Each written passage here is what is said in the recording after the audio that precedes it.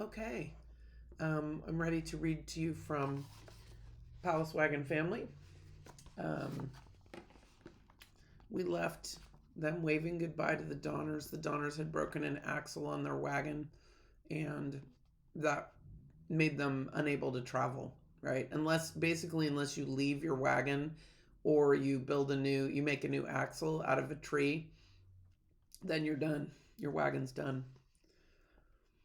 It began to snow harder than ever, but Mr. Stanton still spoke hopefully of crossing the pass between snowstorms. On they plodded through the rapidly falling snow. When they finally reached the lake at the foot of the pass, the head section of the wagon train was already camped in an abandoned log cabin. Tall pine trees were green above it, but the ground around it was white. "We got to get over with our wagons, and we could not. Tomorrow," Keysburg announced, "we try again." After more questioning, Mr. Breen admitted that they had lost the road and would need a pilot. Could one of Stanton's Indians go ahead and show the way? The Indian chosen was the one riding with Patty. "His mule is the strongest," the people were told. "He will ride ahead."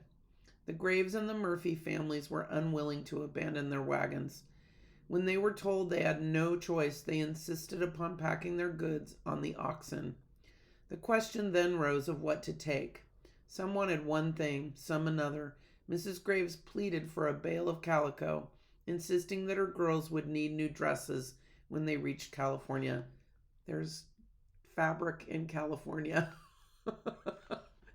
there were lots of things in California. There was furniture, there were dishes. Granted, everything was very expensive because it had fabric and dishes. Everything had to be shipped all the way around South America and up the coast of Mexico to California. So things were expensive, but you could get fabric and you could get dishes and you could get all the things that you needed in California. You just had to pay a lot for them.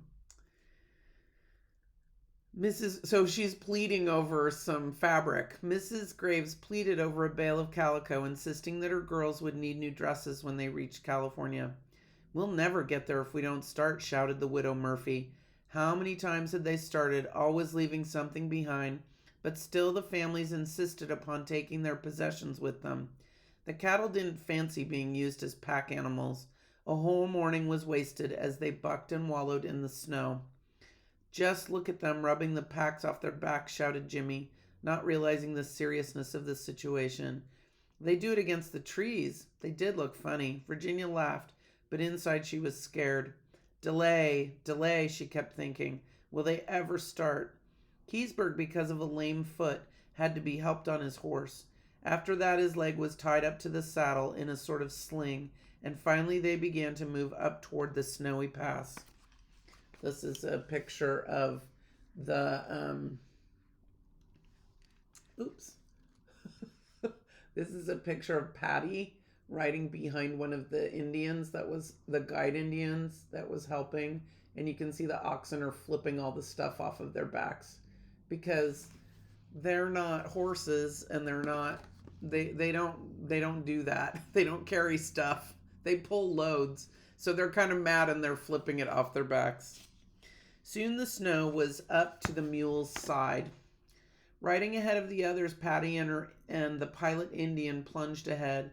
Virginia watched for her straight little back and thought about how brave she was. "Dear little Patty," she whispered.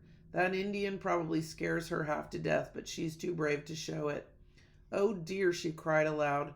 "The mule is stumbling. What'll we do, Mr. Stanton, if we can't go on?" "We have to go on," he told her grimly. He did not say that he had been wrong in advising them to wait at Truckee Meadows, but now she was sure he knew it, as they all did. Her father wouldn't have waited. They would have been safely across the mountains by now if those cruel men hadn't banished him. Virginia could still see just the one side of it. Without Mr. Reed at the head of the company, everything was going wrong. But this was the worst. Why didn't the Donners catch up and tell them what to do? They kept on following the pilot Indian, and the snow kept on falling, growing deeper all the time.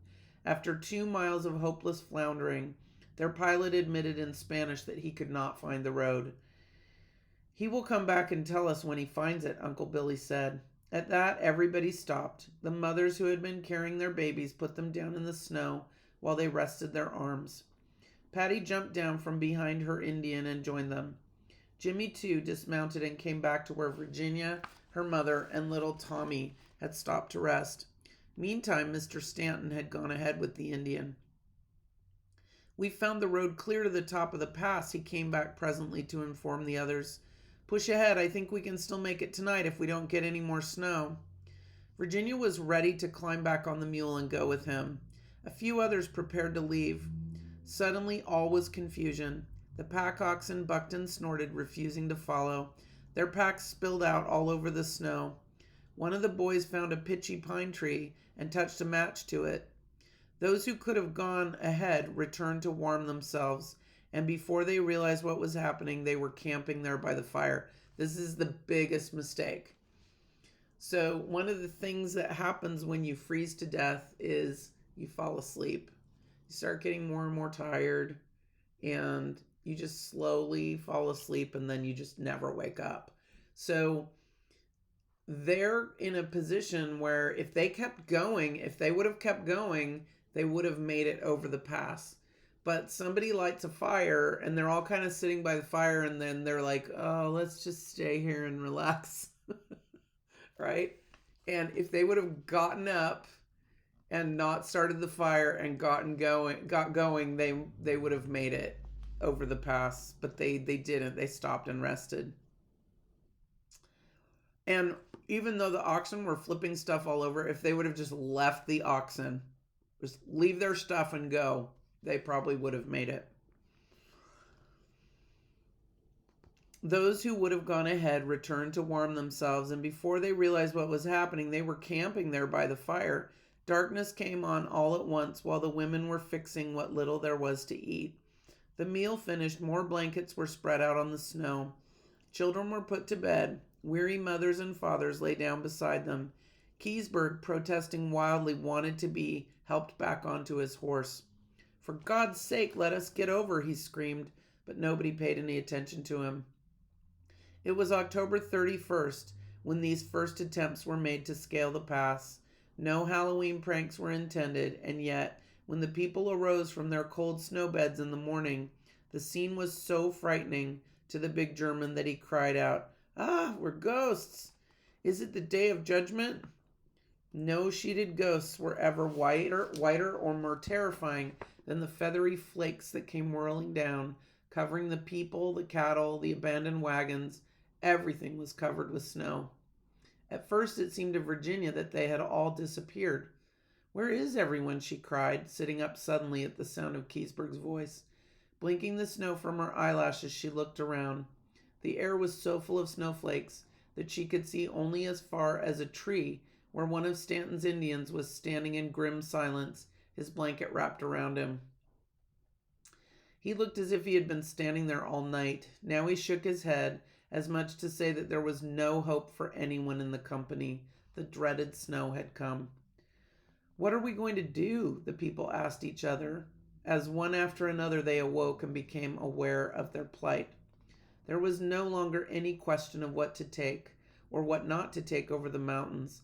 The pass they had expected to cross was now a great white wall with snow drifting 10 feet deep. So I'm 6 feet tall. If I were to go in snow that's 10 feet deep, I would sink all the way. There would be 4 feet of snow above me. So there was so much snow that there was no way to possibly walk on it, because you would sink into it.